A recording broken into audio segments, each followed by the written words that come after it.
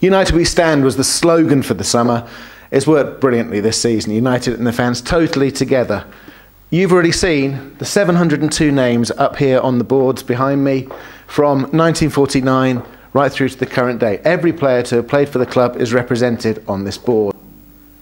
And then here, the players to have played for us at the Kazam Stadium. The club is built on the community and the history of Oxford United. This part is the history. If you come to the family area of the club, you'll see fantastic new innovations. Kids coming, sitting in the family area, have their picture taken as part of the team. They can do the speed camera to see how hard they can shoot.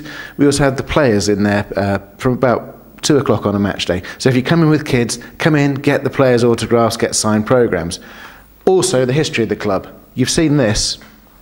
What you haven't seen is the Hall of Fame. We have the true legends of the club. We have Mr. Paul Moody, our guest last week, Matt Elliott, Joey Beecham, Ray Houghton, Dave Langan, John Aldridge, Trevor Hebert, Malcolm Shotton, the captain in that era. His defensive partner, Rambo, Gary Briggs, is up on the wall here. Hughie Curran, great striker of the 70s. Roy Burton, the no elastic goalkeeper. John Shuker, record appearance holder. He may no longer be in the Big Brother house. We've got him in our house. Ron Atkinson, our captain in those years. And Maurice Carr, one of the greatest defenders ever to play for us. It's important we represent all aspects of the club. History lives on. The Hall of Fame at Oxford United.